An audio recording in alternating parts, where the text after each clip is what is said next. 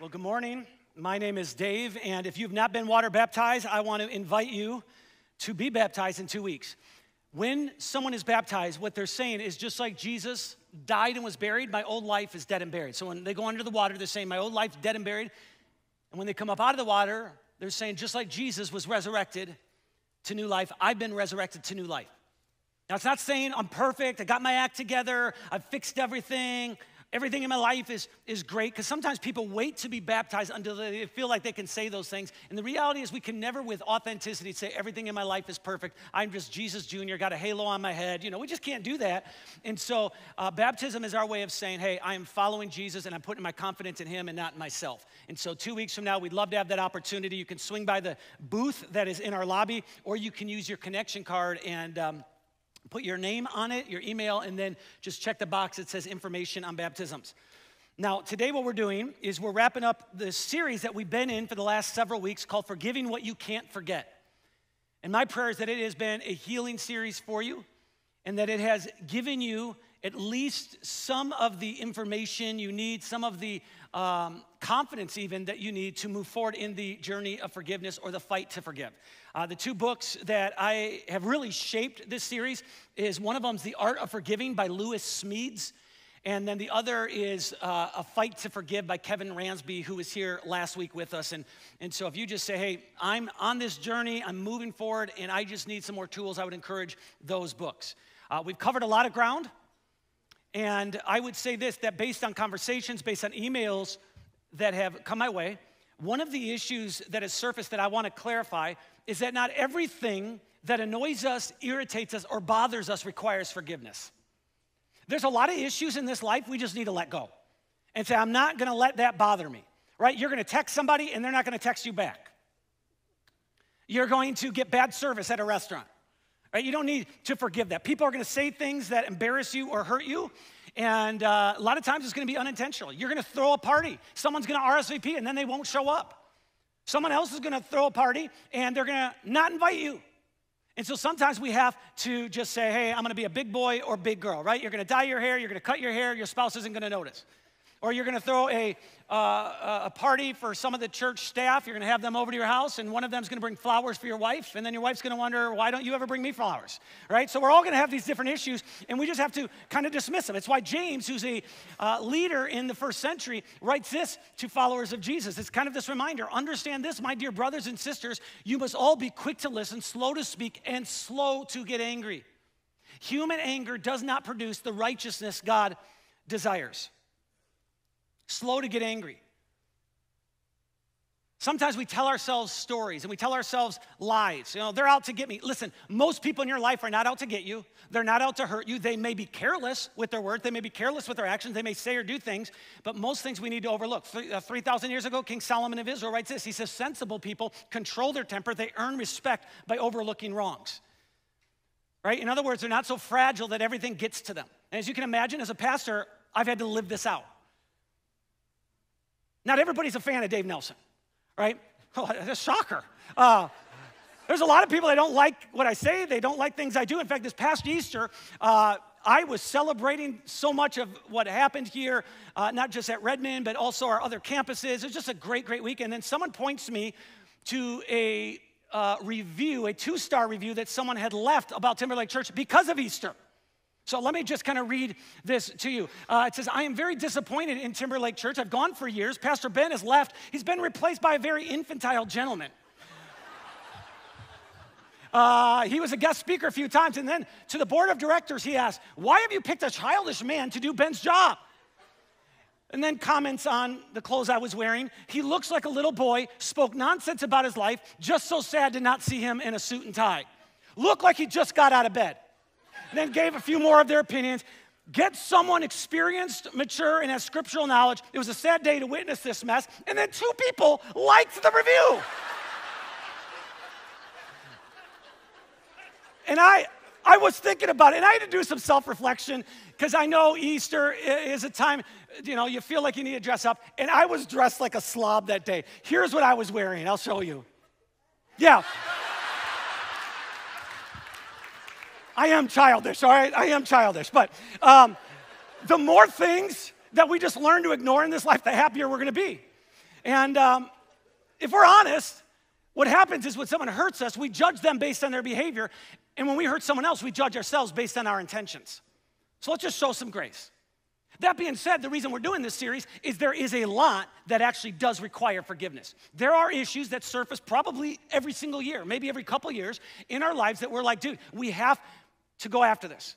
Because one of the realities of life is that what makes its way inside of us will eventually reveal itself.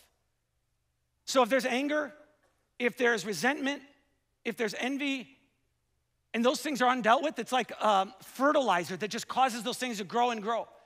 Sometimes what gets inside of us is indifference and callousness. And we lie to ourselves and say, well, that's my issue, it's nobody else's issue, but it bleeds into all of our relationships, right? If you've ever done any juicing, you know how it all works, right?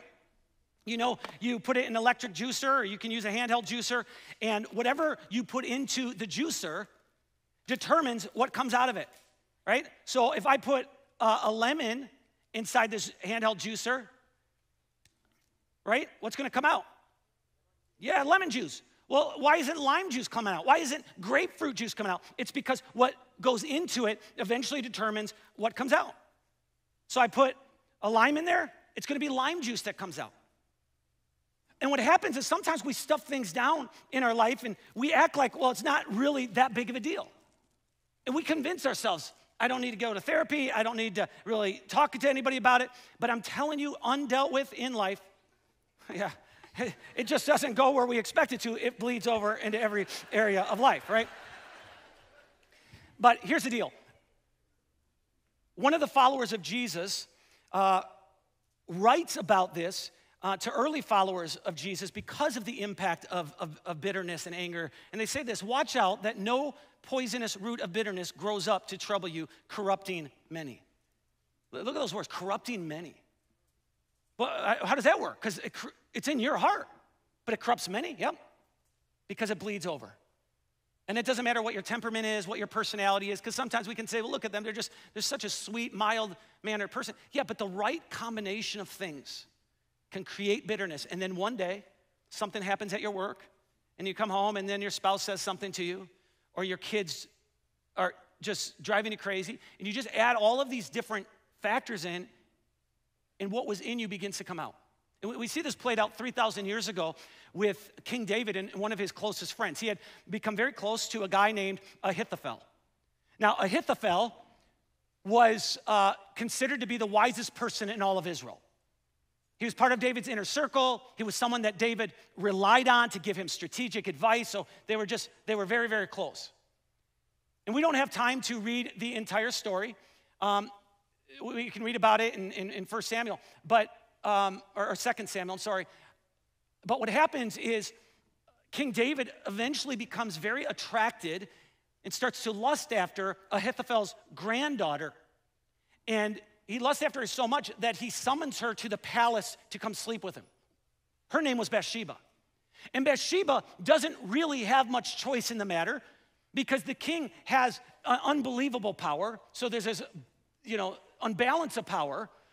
And then David uses his power to not only get Bathsheba to sleep with him, but then has Bathsheba's husband killed so he can marry her. Now, you got to imagine what this is doing to Ahithophel. There's no specific verse that says bitterness got into his heart, but it's pretty much implied. And we just as we follow the story, we see that as he watches his granddaughter being taken advantage of and their husband killed, there's some sort of root that gets into him because fast forward 10 to 15 years. Tension is growing in King David's family, and one of his sons, Absalom, wants to overthrow him. He wants to put people around him so he can take over the throne and be the king. And during that time period, guess what Ahithophel does? He decides to betray King David, and he becomes part of Absalom and his army. He says, I'm going to start advising you. And the implication here, the guess that I think is pretty obvious if you try to connect the dots, is at some point bitterness got into his heart that he was willing to leave King David and side with Absalom. And when he sides with him, he's bringing all this knowledge he has of King David. He knows David's strengths, he knows his weaknesses, he knows how he thinks. So here's what he tells him. He says, hey, let me give you some advice here. David has fled from the city of Jerusalem. He's no longer at his palace. He's running for his life. Here's what I think you should do. I think you should go to the palace, go to the top, set up a tent, sleep with your father's concubines in front of everybody. Like, go in the tent, let everybody know what's happening, and they're gonna see how defiant, how courageous you are. They're gonna side with you. And they're gonna think you're the real leader. They're gonna know there's no hope of reconciliation between you and your father. And so that's what happens. Absalom listens to Ahithophel. It doesn't work out. The plot doesn't unfold the way it thinks. Absalom dies, and then at the end of the story, Ahithophel ends up taking his life. What a crazy story, right? Sounds like the secret lives of Mormon wives. I mean, there's conflict, there's emotion and bitterness and all of this. When bitterness gets into our heart, it causes us to do things we would never normally do and say things we would never normally say. And I know I said this a moment, I'm gonna say it again. It doesn't matter what your temperament is. The wrong set of circumstances can create things inside of you, right? All of us have different types of hurts. Maybe for you, you were betrayed by someone you absolutely trusted. Maybe for you, what happened to you is you were abandoned by someone that you absolutely loved, someone that you absolutely adored, someone you considered to be family. Maybe for you, you rearranged your life. This happens to a lot of people where they rearrange their life based on promises. They move across the country, they take a job, whatever it is for them, and then things don't turn out the way that they were told and they were lied to, and it just feels like I just did everything for this person and they don't have the kindness and decency to follow through. And then this stuff, again, begins to bleed into our different relationships. And none of us want to become Ahithophel. None of us want to carry bitterness with us the rest of our life, and it impacts everything. And we wish that there was kind of this shortcut to dealing with it, but there is no shortcut. We have to fight forgiveness. We have to go through the fight to forgive. And if you missed the first few weeks of the series, you need to know that forgiveness does not mean that there aren't any consequences. There's lots of consequences, right? Natural consequences. There's boundaries that sometimes need to be put up. It doesn't mean the legal system never gets involved. It doesn't mean we pretend like nothing happened. At its core, forgiveness is just saying, I'm choosing to not retaliate. And we've used that definition a few times, so I want to say the same thing in a different way so it doesn't become white noise. Forgiveness is choosing to end the cycle of payback. It's choosing to not reciprocate for the wrong that was done. It's wanting to win, but choosing to lose. Right? It's recognizing that there's a debt, but then saying, I'm gonna cancel the debt.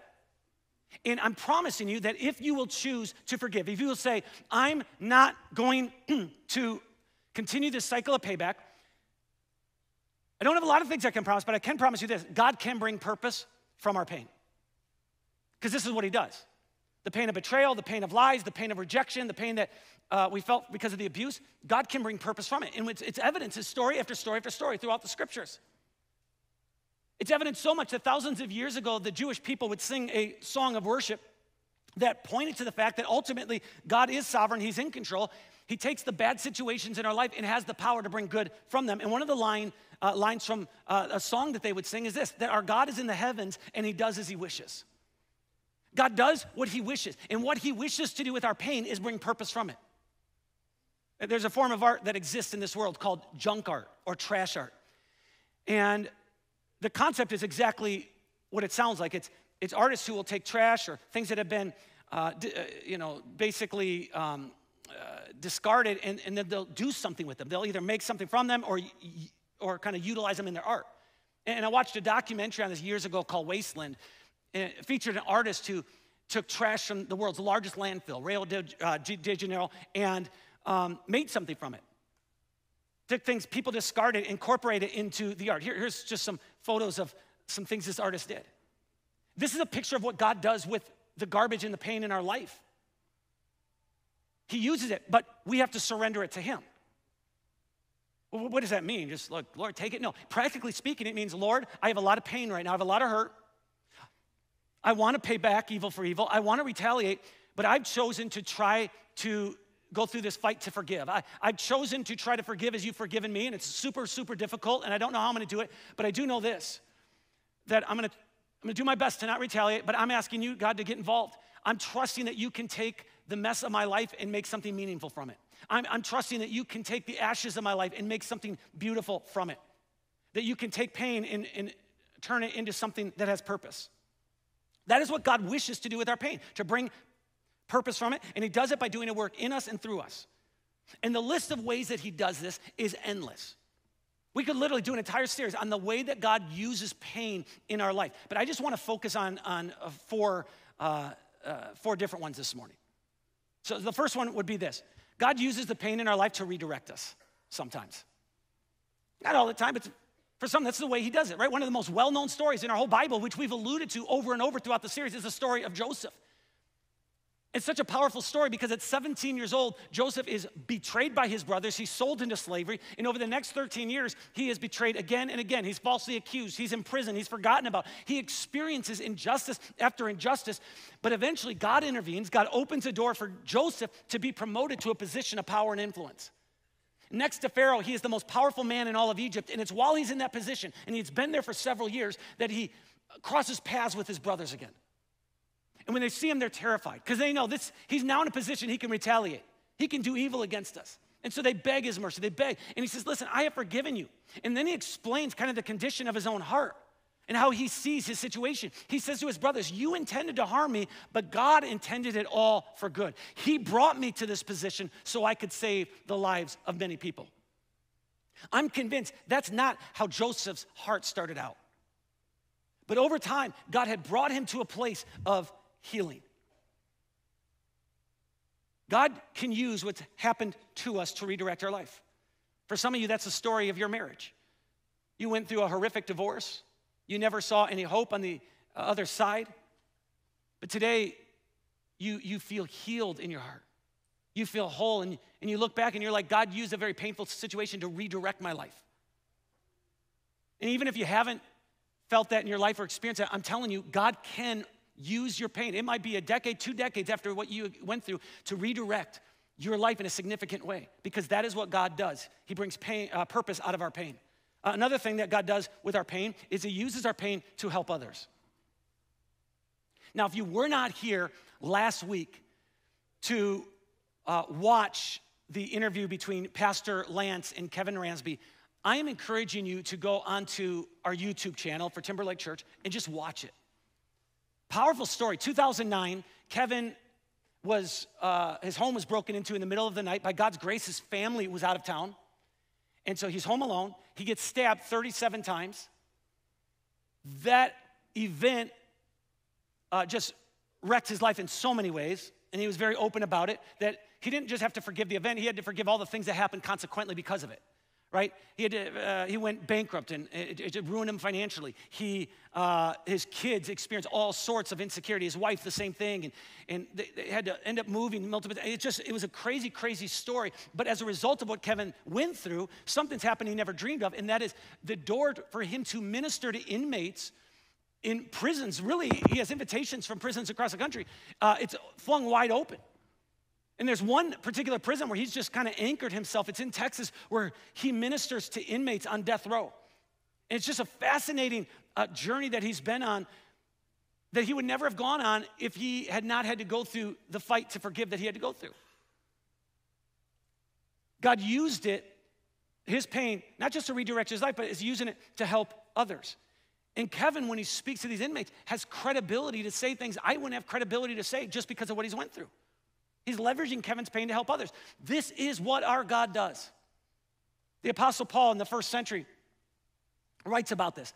He says, God comforts us in all our troubles. Why? So that we can comfort others. When they are troubled, we will be able to give them the same comfort God has given us. Another way that God brings purpose from our pain is by using our pain to grow and mature us. Now, I think most of us would acknowledge that the times we have grown and matured the most in this life is not when everything was easy and comfortable and going our way. Right? That's like when we're 3 years old.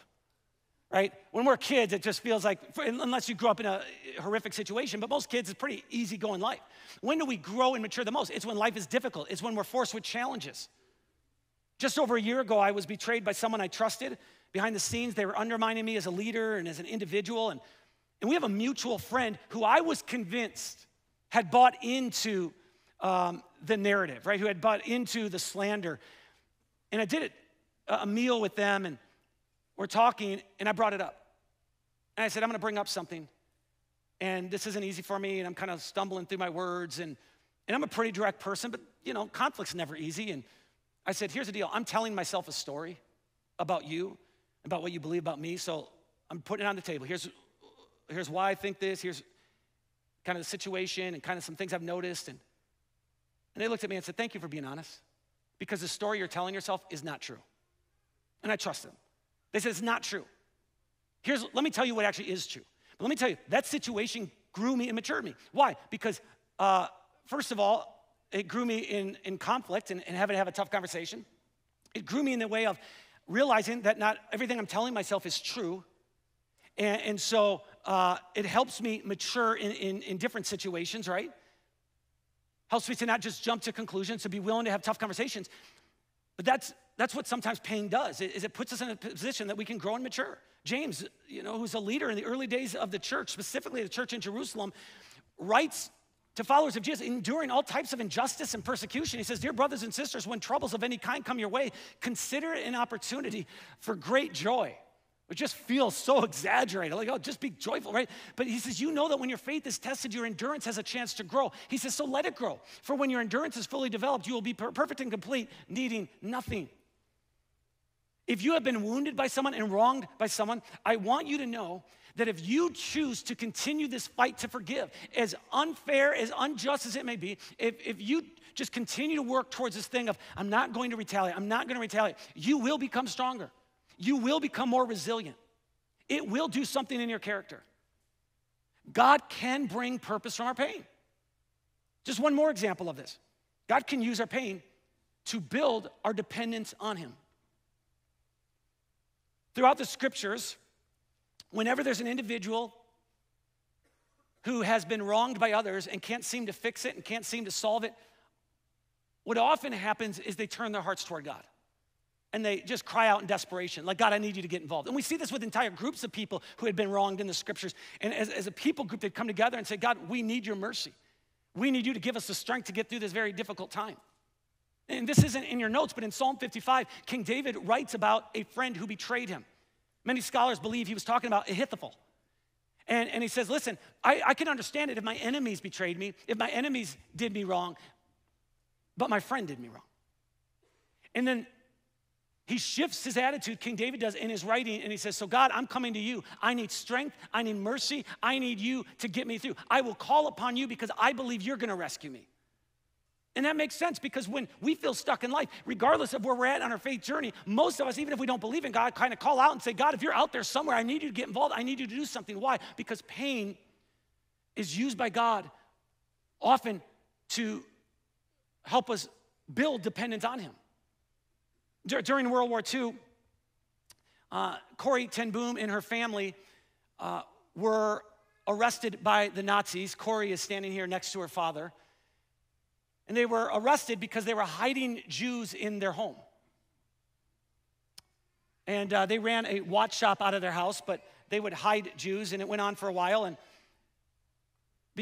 before the arrest, the mom had passed away. Well, right after the arrest, the dad dies, like just a few days after. And so Corrie and her siblings were sent to a concentration camp. Her sister, Betsy, ends up dying at the camp. Some of her other relatives and friends ended up dying at the camp.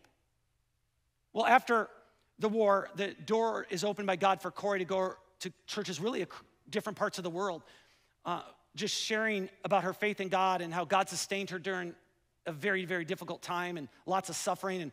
And during her talks, as you can imagine, she would place a lot of emphasis on the love and the forgiveness that God offers.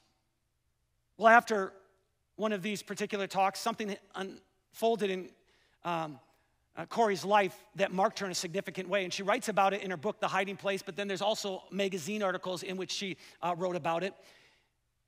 And she talks about how it was a couple years after the war ended. She was speaking at a church service in Munich, Germany.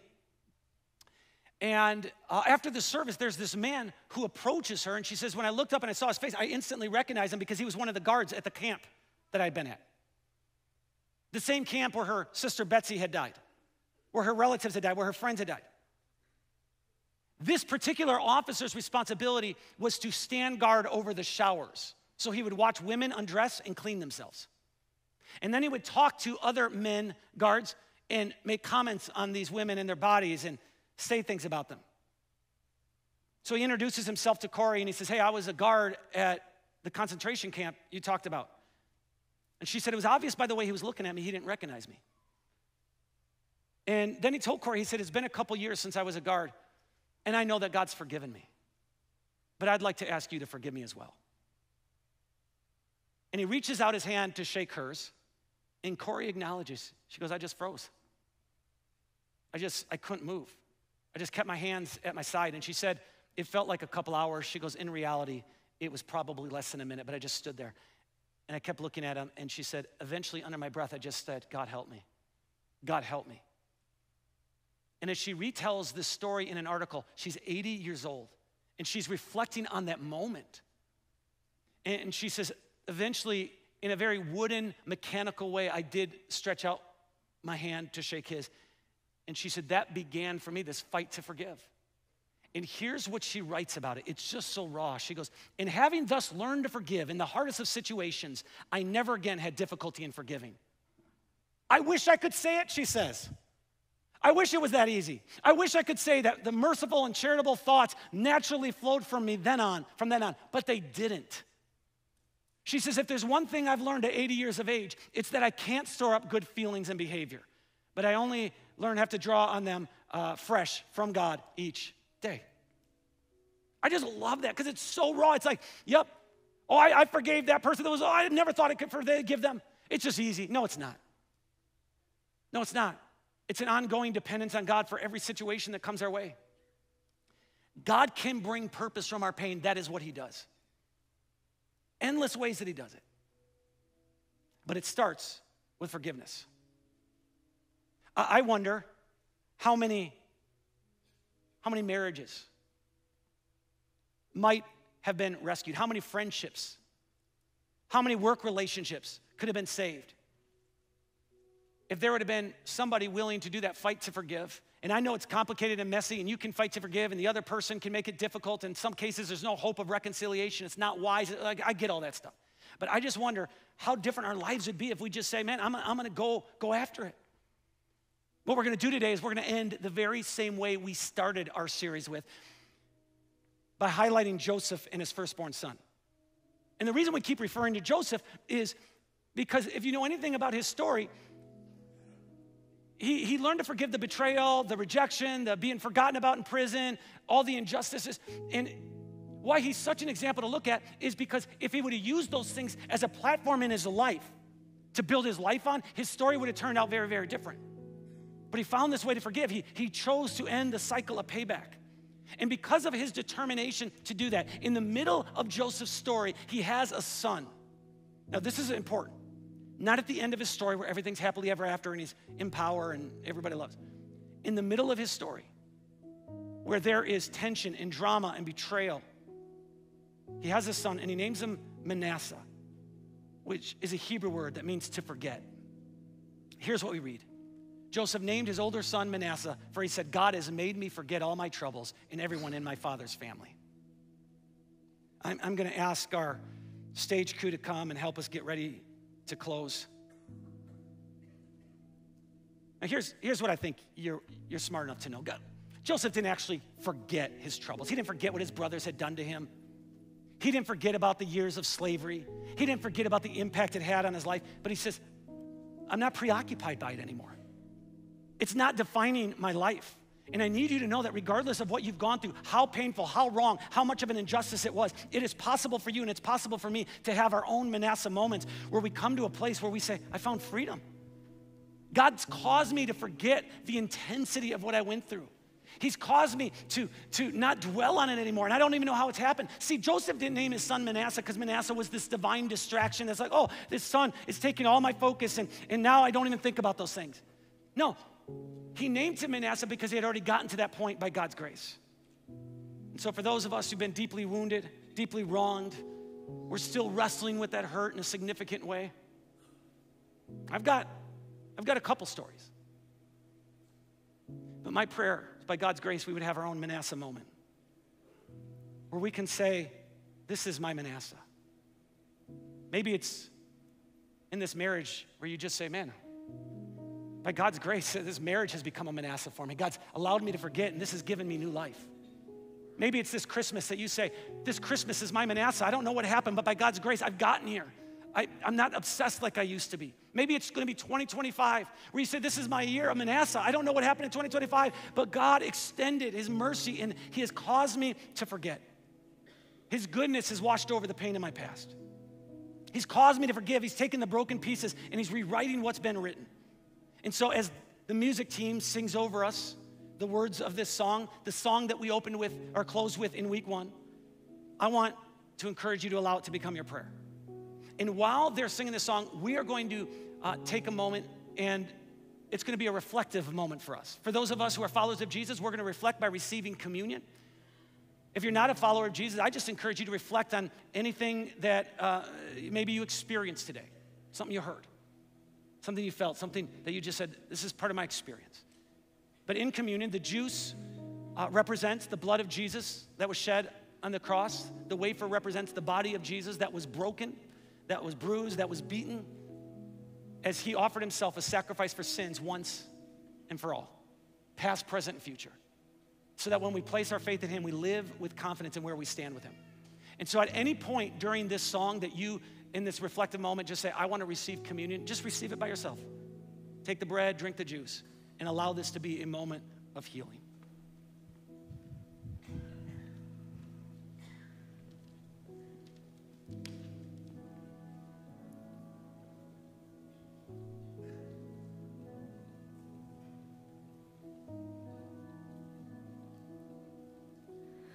You redeem the innocence that's stolen.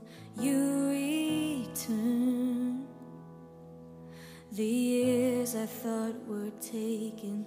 You're rebuilding every broken home inside my heart, and you made it all better. This is my Manassa. You've caused me to forget. Your goodness washes over all the pain of my past. This is my Manassa. You've caused me to forgive. In all my broken places, you're rewriting what's been written. Thank you for Manassa. Thank you for Manassa. You fulfill every facet of my purpose in the waiting. When the silence felt so useless, you changed me. You traded all my traumas for vantages of grace. I can see it all now. This is my Manassa. You've caused me to forget.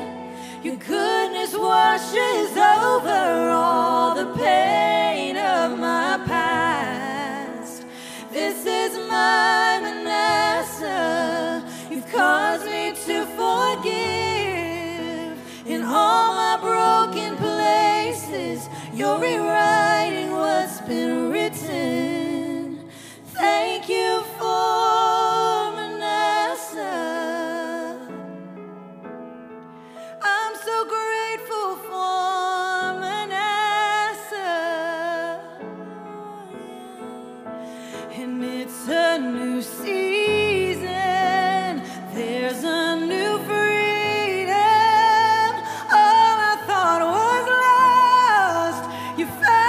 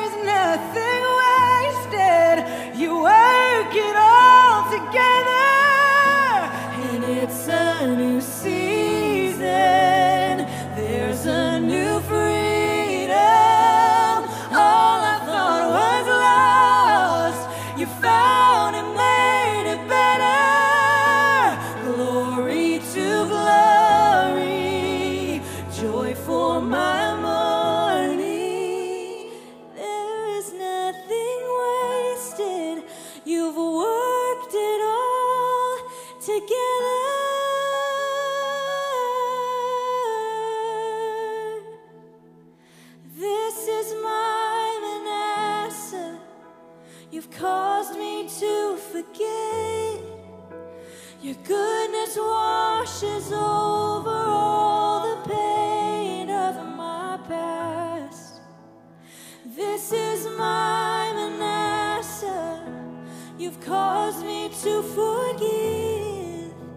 In all my broken places, you're rewriting what's been written. Thank you for Manassa. Oh, thank you for Manassa.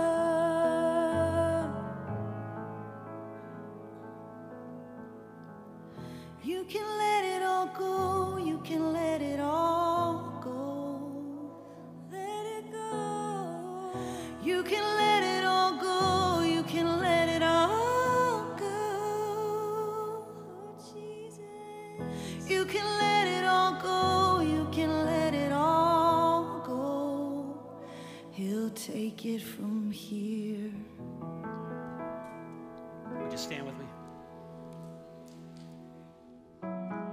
I'm going to pray, and immediately when I'm done praying, there'll be people available up front to pray with you if you have something specific weighing on your heart. And my hope is, again, that what we've talked about in this series will give you the courage and the confidence to just keep fighting the fight to forgive. Our Heavenly Father, we thank you for your grace, for your mercy, for your love. We thank you for your compassion. We thank you that you take the hurt and the pain in our life and you can bring purpose from it. Heavenly Father, today, we ask that you would forgive us our sin as we work to forgive those who sin against us. We are not you. We don't claim to be close to you.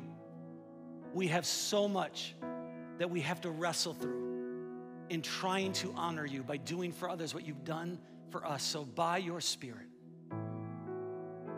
empower us. May we sense your mercy and grace every day, so that we can extend it to those in our life. In Jesus' name, amen. Thanks for being here today. Love you guys. Have a great week.